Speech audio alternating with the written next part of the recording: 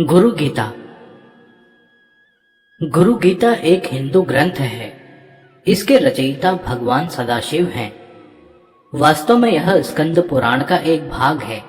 इसमें कुल 352 श्लोक हैं।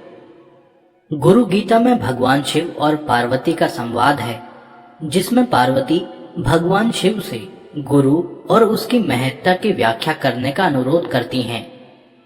इसमें भगवान शंकर गुरु क्या है, उसका महत्व, गुरु की पूजा करने की विधि, गुरु गीता को पढ़ने के लाभ आदि का वर्णन करते हैं।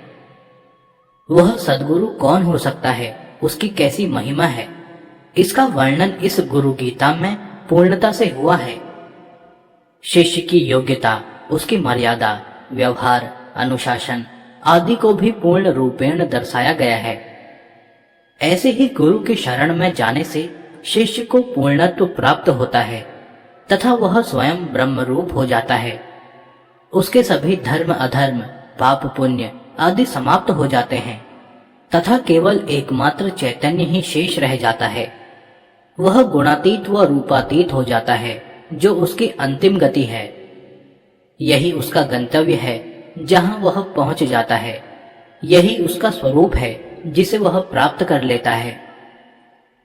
गुरु गीता में ऐसे सभी गुरुओं का कथन है, जिनको सूचक गुरु, वाचक गुरु, बोधक गुरु, निषिद्ध गुरु, विहित गुरु, कारणाख्य गुरु तथा परम गुरु कहा जाता है। इसमें निषिद्ध गुरु का तो सर्वथा त्याग कर देना चाहिए तथा अन्य गुरुओं में परम गुरु ही श्रेष्ठ हैं, वही सद्गुरु हैं। गुरु गीता प्रथम अध्याय। जो ब्रह्म अचिंत्य, अव्यक्त, तीनों गुणों से रहित, फिर भी देखने वालों के अज्ञान की उपाधि से त्रिगुणात्मक और समस्त जगत का अधिष्ठान रूप है, ऐसे ब्रह्म को नमस्कार हो।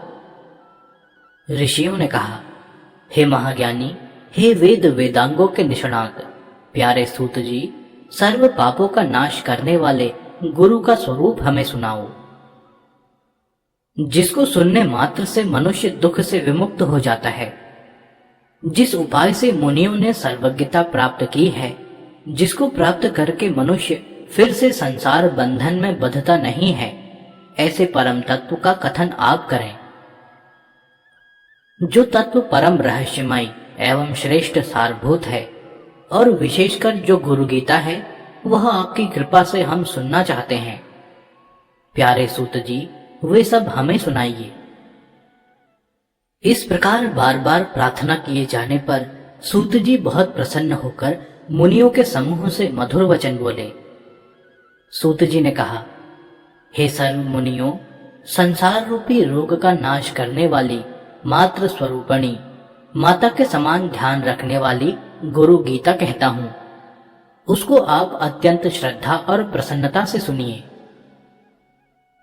प्राचीन काल में सिद्धों और गंधर्वों के आवास रूप कैलाश पर्वत के शिखर पर कल्प वृक्ष के फूलों से बने हुए अत्यंत सुंदर मंदिर में मुनियों के बीच व्याघ्र चर्म पर बैठे हुए शुक आदि मुनियों द्वारा वंदन किए जाने वाले और परम तत्व का बोध देते हुए भगवान शंकर को बार बार नमस्कार करते देखकर अतिशय नम्र मुख वाली पार्वती ने आश्चर्यचकित होकर पूछा। पार्वती ने कहा, हे ओंकार के अर्थ स्वरूप, देवों के देव, श्रेष्ठों के श्रेष्ठ, हे जगत गुरु, आपको प्रणाम हो। देव, दानव और मानव सब आपको सदा भक्ति पूर्वक प्रणाम करते हैं। आप ब्रह्मा, विष्णु, इंद्र आदि के नमस्कार के योग्य हैं। ऐसे नमस्कार के आश्रय रूप होने पर भी आप किसको नमस्कार करते हैं? हे भगवान, हे सर्व धर्मों के ज्ञाता, हे शंभो, जो व्रत सब व्रतों में श्रेष्ठ है, ऐसा उत्तम गुरु महात्म्य कृपा करके मुझे कहें। इस प्रकार पार्वती देवी द्वारा बार बार प्रार्थना किए जाने पर महादेव ने खूब प्रसन्न होते हुए पार्वती से इस प्रकार कहा। श्री महादेव जी ने कहा, हे देवी, यह तत्व रहस्यों का भी रहस्य है, इसलिए कहना उचित नहीं। पहले किसी से भी नहीं कहा, फिर भी तुम्हारी भक्ति देखकर वह रहस्य कहता हूं। हे देवी, तुम मेरा ही स्वरूप हो, इसलिए यह रहस्य तुमको कहता हूं। तुम्हारा यह प्रश्न लोक का कल्याणकारक है। ऐसा प्रश्न पहले कभी किसी ने नहीं किया। जिसको ईश्वर में उत्तम भक्ति होती है, जैसी ईश्वर में वैसी ही भक्ति जिसको गुरु में होती है, ऐसे महात्माओं को ही यहाँ कही हुई बात समझ में आएगी। जो गुरु हैं वे ही शिव हैं, जो शिव हैं वे ही गुरु हैं। दोनों में जो अंतर मानता है वह गुरु पत्नी गमन करने वाले के समान पापी है। हे प्रिय, वेद, शास्त्र, पुराण, इतिहास आदि, मंत्र, यंत्र, मोहन, उच्चाटन आदि विद्या, शैव, शाक्त, आगम और अन्य सर्व मत मतांतर, ये सब बातें गुरु तत्व को जाने बिना भ्रांत चित्त वाले जीवों को पथ भ्रष्ट करने वाली हैं। और जप, तप, व्रत, तीर्थ, यज्ञ, दान, ये सब व्यर्थ हो जाते हैं। हे सुमुखी, आत्मा में गुरु बुद्धि के सिवा अन्य कुछ भी सत्य नहीं है, सत्य नहीं है। इसलिए इस आत्मज्ञान को प्राप्त करने के लिए बुद्धिमानों को प्रयत्न करना चाहिए। जगत गूढ़ अविद्यात्मक माया रूप है और शरीर अज्ञान से उत्पन्न हुआ है। इनका विश्लेषणात्मक ज्ञान जिनकी कृपा से होता है, उस ज्ञान को गुरु कहते हैं। जिस गुरुदेव के पाद सेवन से मनुष्य सब पापों से विशुद्ध आत्मा होकर ब्रह्म रूप हो जाता है, वह तुम पर कृपा करने के लिए कहता हूं। श्री गुरुदेव का चरण अमृत पाप रूपी कीचड़ का सम्यक शोषक है, ज्ञान तेज का सम्यक उद्दीपक है और संसार सागर का सम्यक तारक है। अज्ञान की जड़ को उखाड़ने वाले, अनेक जन्मों के कर्मों को निवारने वाले, ज्ञान और वैराग्य को सिद्ध करने वाले श्री गुरुदेव के चरण अमृत का पान करना चाहिए। अपने गुरुदेव के नाम का कीर्तन अनंत स्वरूप भगवान शिव का ही कीर्तन है। अपने गुरुदेव के नाम का चिंतन अनंत स्वरूप भगवान शिव का ही चिंतन है। गुरुदेव का निवास स्थान काशी क्षेत्र है। श्री गुरुदेव का पादोदक गंगा जी हैं।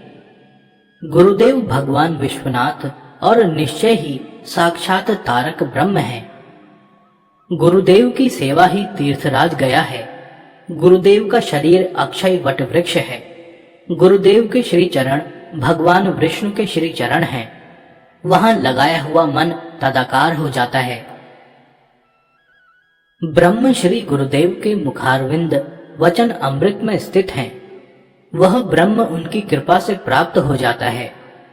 इसलिए जिस प्रकार स्वेच्छाचारी स्त्री अपने प्रेमी पुरुष का सदा चिंतन करती है, उसी प्रकार सदा गुरुदेव का ध्यान करना चाहिए। अपने आश्रम, ब्रह्मचर्य आश्रम आदि, जाति, कीर्ति, पद प्रतिष्ठा, पालन पोषण, ये सब छोड़कर गुरुदेव का ही सम्यक आश्रय लेना चाहिए। विद्या गुरुदेव के मुख में रहती है और वह गुरुदेव की भक्ति से ही प्राप्त होती है। यह बात तीनों लोकों में देव, ऋषि, पितृ और मानवों द्वारा स्पष्ट रूप से कही गई है। गु शब्द का अर्थ है अंधकार, अज्ञान, और रू शब्द का अर्थ है प्रकाश, ज्ञान। अज्ञान को नष्ट करने वाला जो ब्रह्म रूप प्रकाश है, वह गुरु है। इसमें कोई संशय नहीं है। गुकार अंधकार है और उसको दूर करने वाला रूकार है। अज्ञान रूपी अंधकार को नष्ट करने के कारण ही गुरु कहलाते हैं। गुकार से गुणातीत कहा जाता है, रूकार से रूपातीत कहा जाता है। गुण और रूप से पर होने के कारण ही गुरु कहलाते हैं। गुरु शब्द का प्रथम अक्षर गु माया आदि गुणों का प्रकाशक है और दूसरा अक्षर रूकार माया की भ्रांति से मुक्ति देने वाला परब्रह्म है। गुरु सर्व श्रुति रूप श्रेष्ठ रत्नों से सुशोभित चरण कमलों वाले हैं और वेदांत के अर्थ के प्रवक्ता हैं। इसलिए श्री गुरुदेव की पूजा करनी चाहिए। जिनके स्मरण मात्र से ज्ञान अपने आप प्रकट होने लगता है और वे ही सर्व शम दम आदि संपदा रूप हैं। अतः श्री गुरुदेव की पूजा करनी चाहिए। संसार रूपी वृक्ष पर चढ़े हुए लोग नरक रूपी सागर में गिरते हैं। उन सबका उद्धार करने वाले श्री गुरुदेव को नमस्कार हो। जब विकट परिस्थिति उपस्थित होती है तब वे ही एकमात्र परम बांधव हैं और सब धर्मों के आत्मस्वरूप हैं। ऐसे श्री गुरुदेव को नमस्कार हो। संसार रूपी अरण्य में प्रवेश करने के बाद दिग्मूढ़ की स्थिति में जब कोई मार्ग नहीं दिखाई देता, चित्त भ्रमित हो जाता है, उस समय जिसने मार्ग दिखाया उन श्री गुरुदेव को नमस्कार हो। इस पृथ्वी पर त्रिविध ताप, आधि, व्याधि, उपाधि रूपी अग्नि से जलने के कारण अशांत हुए प्राणियों के लिए गुरुदेव ही एकमात्र उत्तम गंगा जी हैं। ऐसे श्री गुरुदेव जी को नमस्कार हो। 7 समुद्र पर्यंत के सर्व तीर्थों में स्नान करने से जितना फल मिलता है वह फल श्री गुरुदेव के चरण अमृत के एक बिंदु के फल का 1000वां हिस्सा है। यदि शिवजी नाराज हो जाएं तो गुरुदेव बचाने वाले हैं, किंतु यदि गुरुदेव नाराज हो जाएं तो बचाने वाला कोई नहीं। अतः गुरुदेव को संप्राप्त करके सदा उनकी शरण में रहना चाहिए। गुरु शब्द का गु अक्षर गुणातीत अर्थ का बोधक है और रु अक्षर रूप रहित स्थिति का बोधक है। ये दोनों गुणातीत और रूपातीत स्थितियां जो देते हैं उनको गुरु कहते हैं। हे प्रिय, गुरु ही त्रिनेत्र रहित 2 नेत्र वाले साक्षात शिव हैं, 2 हाथ वाले भगवान विष्णु हैं और 1 मुख वाले ब्रह्मा जी हैं। देव, किन्नर, गंधर्व, पितृ, यक्ष, तुम्बुरु गंधर्व का एक प्रकार और मुनि लोग भी गुरु सेवा की विधि नहीं जानते। हे प्रिय, तार्किक, वैदिक, ज्योतिषी, कर्मकांडी तथा लौकिक जन निर्मल गुरु तत्व को नहीं जानते। यदि गुरु तत्व से प्रांगमुख हो जाएं, तो याज्ञी के मुक्ति नहीं पा सकते, योगी मुक्त नहीं हो सकते और तपस्वी भी मुक्त नहीं हो सकते। गुरु सेवा से विमुख गंधर्व, पितृ, यक्ष, चारण, ऋषि, सिद्ध और देवता आदि भी मुक्त नहीं होंगे। गुरु गीता 2 अध्याय। जो ब्रह्मानंद स्वरूप हैं, परम सुख देने वाले हैं, जो केवल ज्ञान स्वरूप हैं, सुख, दुख, शीत, उष्ण आदि द्वंद्वों से रहित हैं, आकाश के समान सूक्ष्म और सर्वव्यापक हैं, तत्वमसि आदि महावाक्यों के लक्षार्थ हैं, एक हैं, नित्य हैं, मल रहित हैं, अचल हैं, सर्व बुद्धियों के साक्षी हैं, भावना से परे हैं, सतत्व, रज और तम तीनों गुणों से रहित हैं। ऐसे श्री सद्गुरुदेव को मैं नमस्कार करता हूँ। श्री गुरुदेव के द्वारा उपदिष्ट मार्ग से मन की शुद्धि करनी चाहिए। जो कुछ भी अनित्य वस्तु अपनी इंद्रियों की विषय हो जाए उनका खंडन, निराकरण करना चाहिए। यहाँ ज्यादा कहने से क्या लाभ? श्री गुरुदेव की परम कृपा के बिना करोड़ों शास्त्रों से भी चित्त की विश्रांति दुर्लभ है। करुणा रूपी तलवार के प्रहार से शिष्य के 8 पाशों संशय, दया, भय, संकोच, निंदा, प्रतिष्ठा, कुल अभिमान और संपत्ति को काटकर निर्मल आनंद देने वाले को सद्गुरु कहते हैं।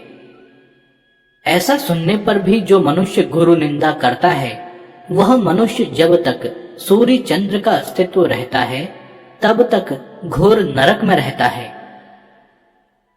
हे देवी, देह कल्प के अंत तक रहे तब तक श्री गुरुदेव का स्मरण करना चाहिए और आत्मज्ञानी होने के बाद भी स्वच्छंद अर्थात स्वरूप का छंद मिलने पर भी शिष्य को गुरुदेव की शरण नहीं छोड़नी चाहिए।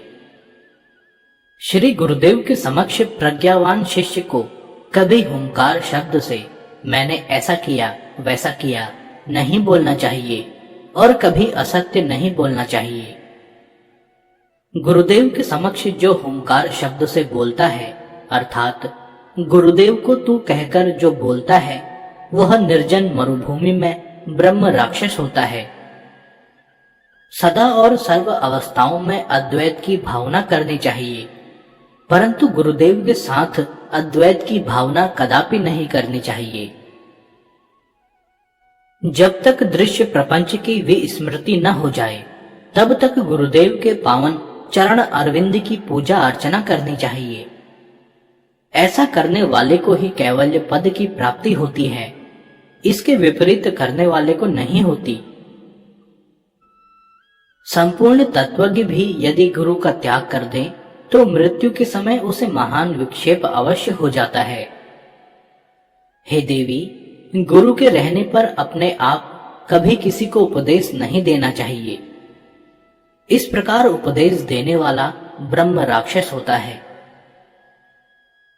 गुरु के आश्रम में नशा नहीं करना चाहिए, टहलना नहीं चाहिए, दीक्षा देना, व्याख्यान करना, प्रभुत्व दिखाना और गुरु को आज्ञा करना, ये सब निषिद्ध है।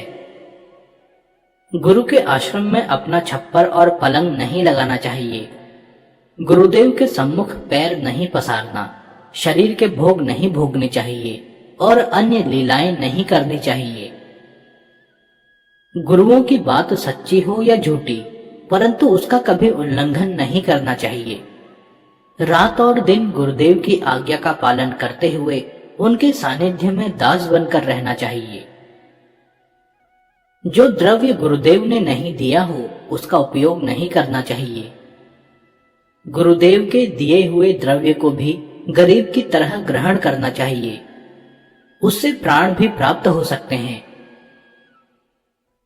पादुका, आसन, बिस्तर आदि जो कुछ भी गुरुदेव के उपयोग में आते हों, उन सर्व को नमस्कार करना चाहिए और उनको पैर से कभी नहीं छूना चाहिए। चलते हुए गुरुदेव के पीछे चलना चाहिए, उनकी परछाई का भी उल्लंघन नहीं करना चाहिए। गुरुदेव के समक्ष कीमती वेशभूषा, आभूषण आदि धारण नहीं करने चाहिए। गुरुदेव की निंदा करने वाले को देखकर यदि उसकी जिह्वा काट डालने में समर्थ न हो, तो उसे अपने स्थान से भगा देना चाहिए। यदि वह ठहरे तो स्वयं उस स्थान का परित्याग करना चाहिए। हे पार्वती, मुनियों, पन्नगों और देवताओं के श्राप से तथा यथाकाल आए हुए मृत्यु के भय से भी शिष्य को गुरुदेव बचा सकते हैं। गुरुदेव के श्री चरणों की सेवा करके महावाक्य के अर्थ को जो समझते हैं, वे ही सच्चे सन्यासी हैं, अन्य तो मात्र वेशधारी हैं। गुरु वे हैं जो नित्य, निर्गुण, निराकार परम ब्रह्म का बोध देते हुए जैसे एक दीपक दूसरे दीपक को प्रज्वलित करता है, वैसे शिष्य में ब्रह्म भाव को प्रकट कराते हैं। श्री गुरुदेव की कृपा से अपने भीतर ही आत्म आनंद प्राप्त करके समता और मुक्ति के मार्ग द्वारा शिष्य आत्मज्ञान को उपलब्ध होता है। जैसे स्फटिक मणि में स्फटिक मणि तथा दर्पण में दर्पण दिख सकता है, उसी प्रकार आत्मा में जो चित्त और आनंदमय दिखाई देता है, वह मैं हूं। हृदय में अंगुष्ठ मात्र परिणाम वाले चैतन्य पुरुष का ध्यान करना चाहिए। वहां जो भाव स्फुरित होता है, वह मैं तुम्हें कहता हूं, सुनो। मैं अजन्मा हूं, मैं अमर हूं, मेरा आदि नहीं है, मेरी मृत्यु नहीं है। मैं निर्विकार हूं, मैं चिदानंद हूं, मैं अणु से भी छोटा हूं और महान से भी महान हूं। हे पार्वती, ब्रह्म को स्वभाव से ही अपूर्व, जिससे पूर्व कोई नहीं ऐसा, अद्वितीय, नित्य, ज्योति स्वरूप, निरोग, निर्मल, परम आकाश स्वरूप, अचल, आनंद स्वरूप, अविनाशी, अगम्य, अगोचर, नाम रूप से रहित तथा निःशब्द जानना चाहिए। जिस प्रकार कपूर, फूल आदि में गंध, अग्नि में उष्णता और जल में शीतलता स्वभाव से ही होते हैं, उसी प्रकार ब्रह्म में शाश्वतता भी स्वभाव सिद्ध है।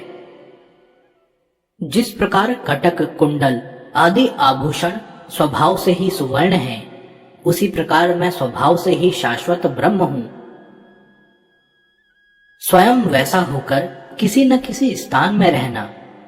जैसे कीड़ा भ्रमर का चिंतन करते करते भ्रमर हो जाता है, वैसे ही जीव ब्रह्म का ध्यान करते करते ब्रह्म स्वरूप हो जाता है। सदा गुरुदेव का ध्यान करने से जीव ब्रह्ममय हो जाता है। वह किसी भी स्थान में रहता हो फिर भी मुक्त ही है, इसमें कोई संशय नहीं है।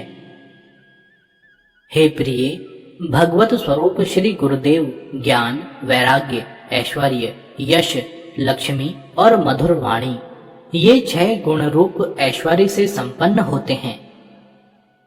मनुष्य के लिए गुरु ही शिव हैं, गुरु ही देव हैं, गुरु ही बांधव हैं, गुरु ही आत्मा है और गुरु ही जीव है।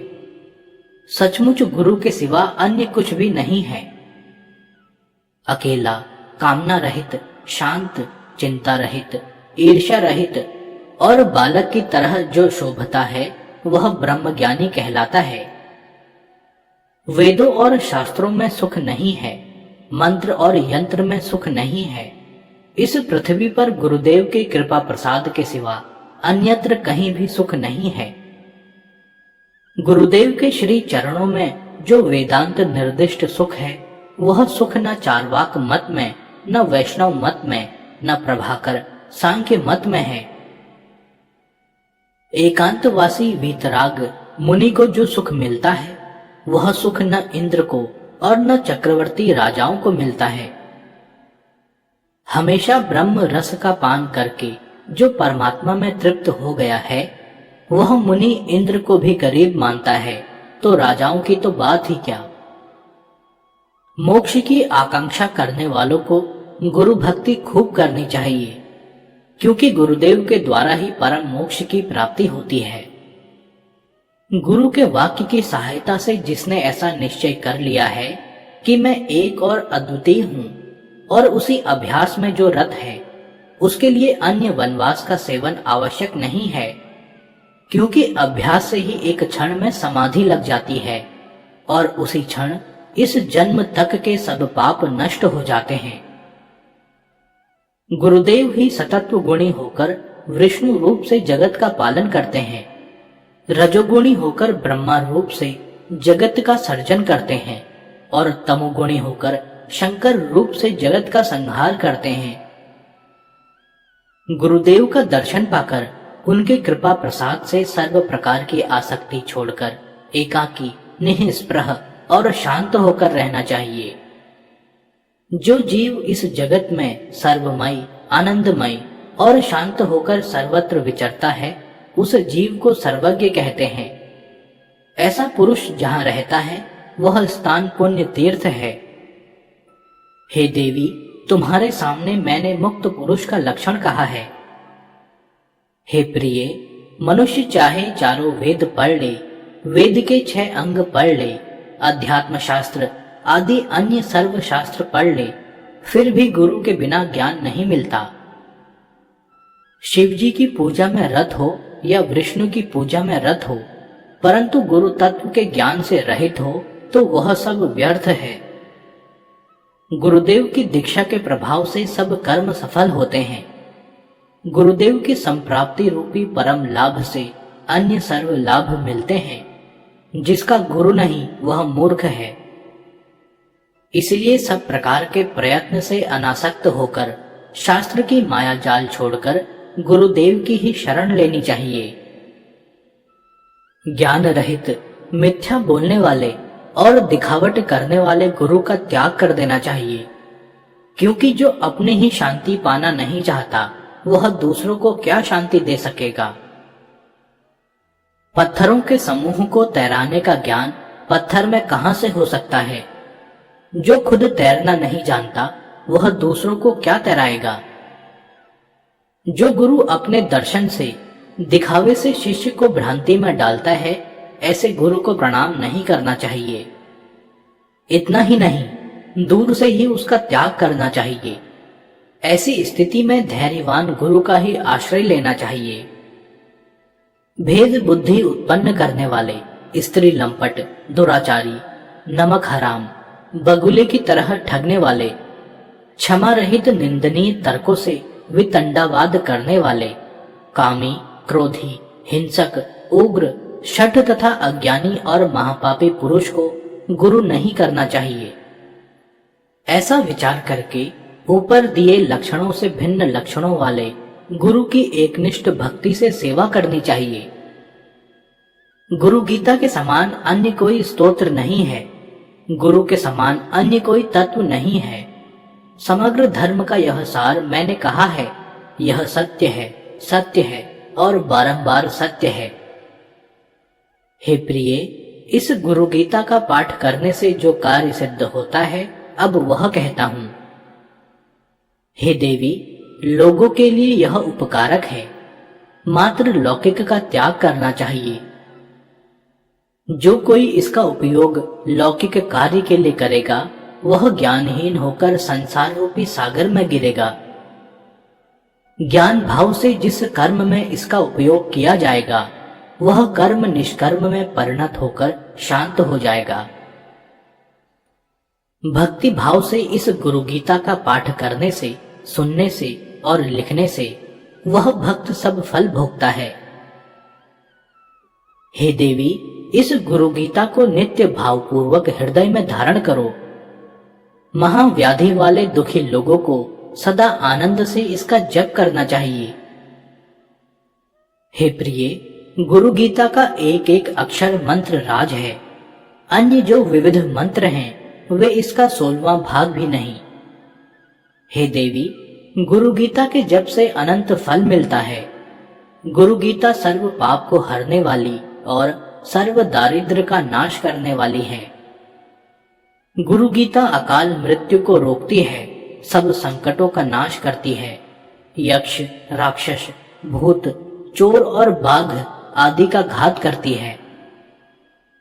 गुरु गीता सब प्रकार के उपद्रवों, कुष्ठ और दुष्ट रोगों और दोषों का निवारण करने वाली है। श्री गुरुदेव के सानिध्य से जो फल मिलता है, वह फल इस गुरु गीता का पाठ करने से मिलता है। इस गुरु गीता का पाठ करने से महाव्याधि दूर होती है, सर्व ऐश्वर्य और सिद्धियों की प्राप्ति होती है। मोहन में अथवा वशीकरण में इसका पाठ स्वयं ही करना चाहिए। इस गुरु गीता का पाठ करने वाले पर सर्व प्राणी मोहित हो जाते हैं। बंधन में से परम मुक्ति मिलती है। देवराज इंद्र को वह प्रिय होता है और राजा उसके वश होता है।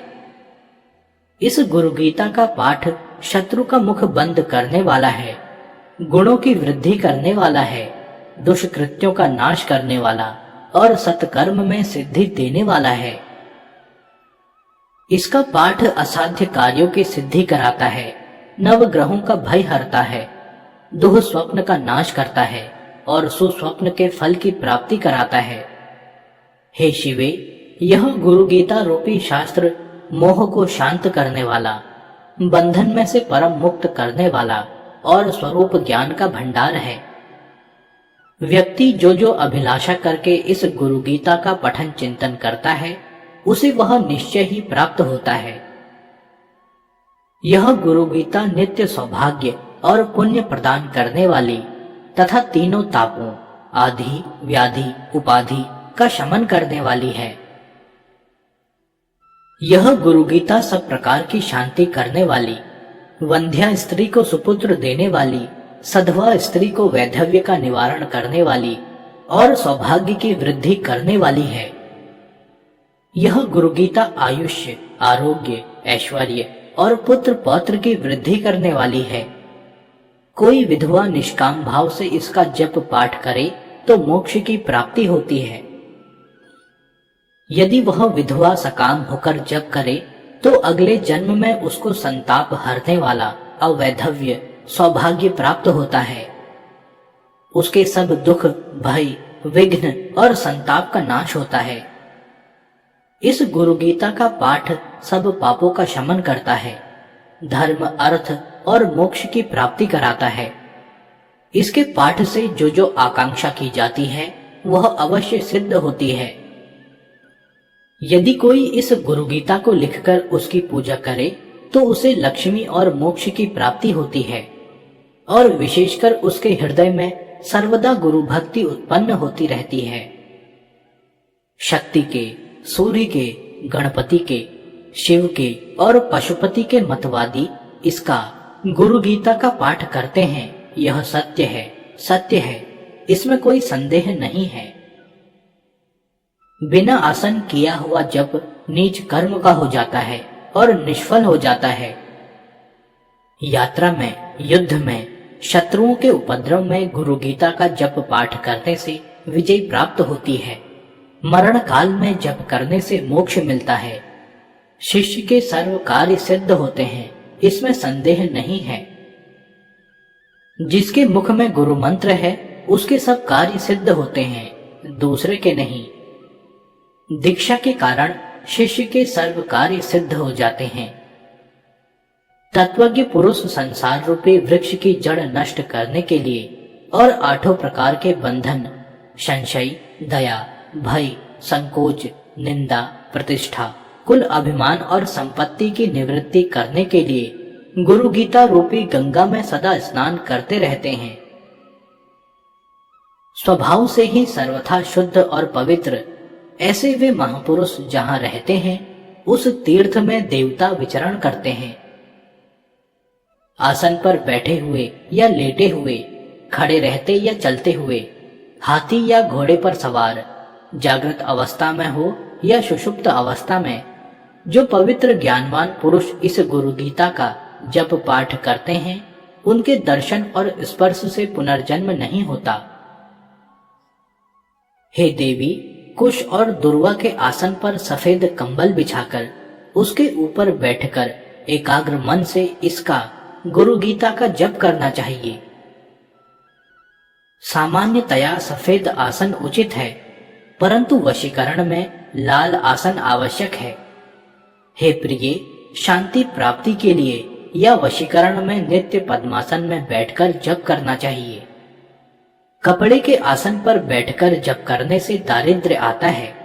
पत्थर के आसन पर रोग, भूमि पर बैठकर जप करने से दुख आता है और लकड़ी के आसन पर किए हुए जप निष्फल होते हैं। काले मृग चर्म और दर्भासन पर बैठकर जप करने से ज्ञान सिद्धि होती है। व्याघ्र चर्म पर जप करने से मुक्ति प्राप्त होती है, परंतु कंबल के आसन पर सर्व सिद्धि प्राप्त होती है। अग्नि कोण की तरफ मुख करके जप पाठ करने से आकर्षण, वायु कोण की तरफ शत्रुओं का नाश, नैऋत्य कोण की तरफ दर्शन और ईशान कोण की तरफ मुख करके जप पाठ करने से ज्ञान की प्राप्ति होती है। उत्तर दिशा की ओर मुख करके पाठ करने से शांति, पूर्व दिशा की ओर वशीकरण, दक्षिण दिशा की ओर मारण सिद्ध होता है तथा पश्चिम दिशा की ओर मुख करके जप पाठ करने से धन प्राप्ति होती है। गुरु गीता तीसरा अध्याय। हे सुमुखी, अब सकामियों के लिए जप करने के स्थानों का वर्णन करता हूँ। सागर या नदी के तट पर, तीर्थ में, शिवालय में, विष्णु के या देवी के मंदिर में, गौशाला में, सभी शुभ देवालयों में, वट वृक्ष के या आंवले के वृक्ष के नीचे, मठ में, तुलसी वन में, पवित्र निर्मल स्थान में नित्य अनुष्ठान के रूप में अनासक्त रहकर मौन पूर्वक इसके जप का आरंभ करना चाहिए। जप से जय प्राप्त होता है तथा जय की सिद्धि रूप फल मिलता है। जप अनुष्ठान के काल में सब नीच कर्म और निंदित स्थान का त्याग करना चाहिए। शमशान में, बिल्व, वट वृक्ष या कनक वृक्ष के नीचे और आम्र वृक्ष के पास जप करने से सिद्धि जल्दी होती है। हे देवी, कल्प पर्यंत के करोड़ों जन्मों के यज्ञ, व्रत, तप और शास्त्र उक्त क्रियाएं, ये सब गुरुदेव के संतोष मात्र से सफल हो जाते हैं। भाग्यहीन, शक्तिहीन और गुरु सेवा से विमुख जो लोग इस उपदेश को नहीं मानते वे घोर नरक में पड़ते हैं। जिसके ऊपर श्री गुरुदेव की कृपा नहीं है उसकी विद्या, धन, बल और भाग्य निरर्थक हैं। हे पार्वती, उसका अधः पतन होता है। जिसके अंदर गुरु भक्ति हो उसकी माता धन्य है, उसका पिता धन्य है, उसका वंश धन्य है, उसके वंश में जन्म लेने वाले धन्य हैं, समग्र धरती माता धन्य है। शरीर, इंद्रियां, प्राण, धन, स्वजन, बंधु बांधव, माता का कुल, पिता का कुल, ये सब गुरुदेव ही हैं, इसमें संशय नहीं है। गुरु ही देव हैं, गुरु ही धर्म है, गुरु में निष्ठा ही परम तप है, गुरु से अधिक और कुछ नहीं है, यह मैं 3 बार कहता हूं। जिस प्रकार सागर में पानी, दूध में दूध, घी में घी, अलग अलग घटों में आकाश एक और अभिन्न है, उसी प्रकार परमात्मा में जीवात्मा एक और अभिन्न है। इसी प्रकार ज्ञानी सदा परमात्मा के साथ अभिन्न होकर रात दिन आनंद विभोर होकर सर्वत्र विचरते हैं। हे पार्वती, गुरुदेव को संतुष्ट करने से शिष्य मुक्त हो जाता है। हे देवी, गुरुदेव की कृपा से वह अणिमा आदि सिद्धियों का भोग प्राप्त करता है। ज्ञानी दिन में या रात में सदा सर्वदा समत्व में रमण करते हैं। इस प्रकार के महामौनी अर्थात ब्रह्मनिष्ठ महात्मा तीनों लोकों में समान भाव से गति करते हैं। गुरु भक्ति ही सबसे श्रेष्ठ तीर्थ है, अन्य तीर्थ निरर्थक हैं। हे देवी, गुरुदेव के चरण कमल सर्व तीर्थमय हैं। हे देवी, हे प्रिय, कन्या के भोग में रत, स्व स्त्री से विमुख अर्थात पर स्त्रीगामी ऐसे बुद्धिशून्य लोगों को मेरा यह आत्म प्रिय परम बोध मैंने नहीं कहा। अभक्त, कपटी, धूर्त, पाखंडी, नास्तिक इत्यादि को यह गुरु गीता कहने का मन में सोचना तक नहीं। शिष्य के धन को अपहरण करने वाले गुरु तो बहुत हैं, लेकिन शिष्य के हृदय का संताप हरने वाला एक गुरु भी दुर्लभ है, ऐसा मैं मानता हूं। जो चतुर हूं, विवेकी हूं, अध्यात्म के ज्ञाता हूं, पवित्र हूं तथा निर्मल मानस वाले हूं, उनमें गुरुत्व शोभा पाता है। गुरु निर्मल, शांत, साधु स्वभाव के, मितभाषी, काम क्रोध से अत्यंत रहित, सदाचारी और जितेंद्रिय होते हैं। सूचक आदि भेद से अनेक गुरु कहे गए हैं। बुद्धिमान मनुष्य को स्वयं योग्य विचार करके तत्वनिष्ठ सद्गुरु की शरण लेनी चाहिए। हे देवी, वर्ण और अक्षरों से सिद्ध करने वाले बाह्य लौकिक शास्त्रों का जिसको अभ्यास हो वह गुरु सूचक गुरु कहलाता है।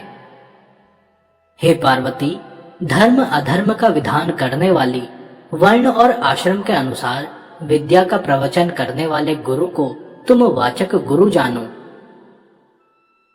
पंचाक्षरी आदि मंत्रों का उपदेश देने वाले गुरु बोधक गुरु कहलाते हैं। हे पार्वती, प्रथम 2 प्रकार के गुरुओं से यह गुरु उत्तम है। मोहन, मारण, वशीकरण आदि तुच्छ मंत्रों को बतलाने वाले गुरु को तत्वदर्शी पंडित निषिद्ध गुरु कहते हैं। हे प्रिय, संसार अनित्य और दुखों का घर है, ऐसा समझाकर जो गुरु वैराग्य का मार्ग बताते हैं वे विहित गुरु कहलाते हैं। हे पार्वती, तत्वमसि आदि महावाक्यों का उपदेश देने वाले तथा संसार रूपी रोगों का निवारण करने वाले गुरु कारणाख्य गुरु कहलाते हैं। सर्व प्रकार के संदेहों का जड़ से नाश करने में जो चतुर हैं, जन्म, मृत्यु तथा भय का जो विनाश करते हैं वे परम गुरु कहलाते हैं, सद्गुरु कहलाते हैं। अनेक जन्मों के किए हुए पुण्यों से ऐसे महागुरु प्राप्त होते हैं। उनको प्राप्त कर शिष्य पुनः संसार बंधन में नहीं बंधता अर्थात मुक्त हो जाता है। हे पार्वती, इस प्रकार संसार के अनेक प्रकार के गुरु होते हैं। इन सब में एक परम गुरु का ही सेवन सर्व प्रयत्नों से करना चाहिए।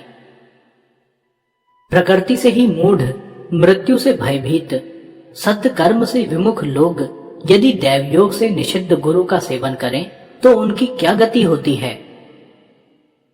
निषिद्ध गुरु का शिष्य दुष्ट संकल्पों से दूषित होने के कारण ब्रह्म प्रलय तक मनुष्य नहीं होता, पशु योनि में ही रहता है। हे देवी, इस तत्व को ध्यान से सुनो। मनुष्य जब तक विरक्त होता है तभी वह अधिकारी कहलाता है, ऐसा उपनिषद कहते हैं। अर्थात दैवयोग से गुरु प्राप्त होने की बात अलग है और विचार से गुरु चुनने की बात अलग है। अखंड एक रस नित्य मुक्त और निरामय ब्रह्म जो अपने अंदर ही दिखाते हैं, वे ही गुरु होने चाहिए। हे पार्वती, जिस प्रकार जलाशयों में सागर राजा है, उसी प्रकार सब गुरुओं में से ये परम गुरु राजा हैं। मोह आदि दोषों से रहित, शांत, नित्य तृप्त, किसी के आश्रय रहित, ब्रह्मा और विष्णु के वैभव को भी तृणवत समझने वाले गुरु ही परम गुरु हैं। सर्व काल और देश में स्वतंत्र, निश्चल, सुखी, अखंड, एक रस के आनंद से तृप्त ही सचमुच परम गुरु हैं।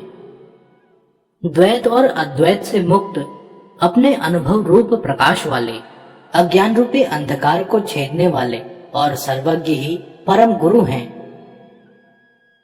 जिनके दर्शन मात्र से मन प्रसन्न होता है, अपने आप धैर्य और शांति आ जाती है, वे परम गुरु हैं। जो अपने शरीर को शव समान समझते हैं और अपने आत्मा को अद्वैत जानते हैं, जो कामनी और कंचन के मोह का नाश करता है, वे परम गुरु हैं। हे पार्वती, सुनो, तत्वज्ञ दो प्रकार के होते हैं, मौनी और वक्ता। हे प्रिय, इन दोनों में से मौनी गुरु द्वारा लोगों को कोई लाभ नहीं होता, परंतु वक्ता गुरु भयंकर संसार सागर को पार कराने में समर्थ होते हैं, क्योंकि शास्त्र, युक्ति, तर्क और अनुभूति से वे सर्व संशयों का छेदन करते हैं। हे देवी, गुरु नाम के जप से अनेक जन्मों के इकट्ठे हुए पाप भी नष्ट होते हैं, इसमें अणुमात्र संशय नहीं है। अपना कुल, धन, बल, शास्त्र, नाते रिश्तेदार, भाई, ये सब मृत्यु के अवसर पर काम नहीं आते। एकमात्र गुरुदेव ही उस समय तारणहार हैं। सचमुच अपने गुरुदेव की सेवा करने से अपना कुल भी पवित्र होता है। गुरुदेव के तर्पण से ब्रह्मा आदि सब देव तृप्त होते हैं। हे देवी, स्वरूप के ज्ञान के बिना किए हुए जप तप आदि सब कुछ नहीं किए हुए के बराबर है, बालक के बकवाद के समान व्यर्थ हैं।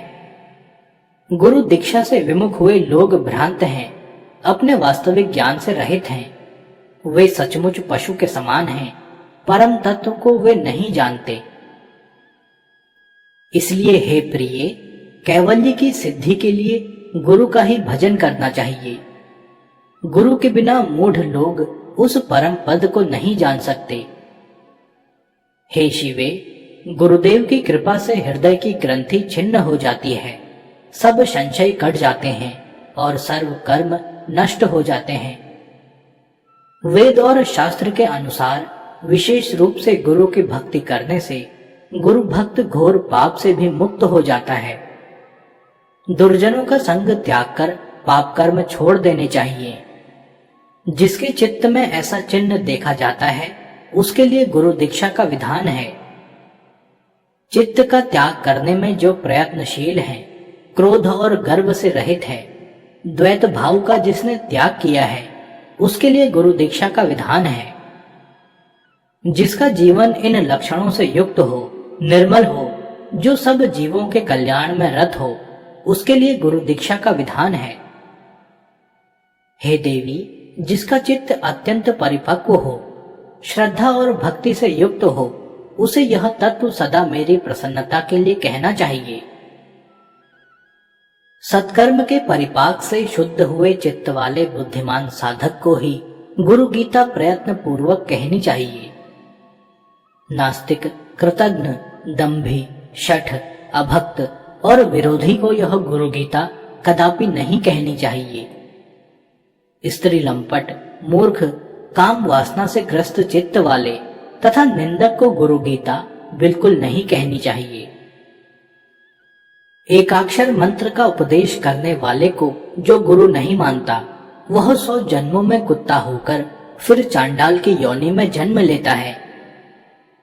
गुरु का त्याग करने से मृत्यु होती है, मंत्र को छोड़ने से दरिद्रता आती है और गुरु एवं मंत्र दोनों का त्याग करने से रौरव नरक मिलता है।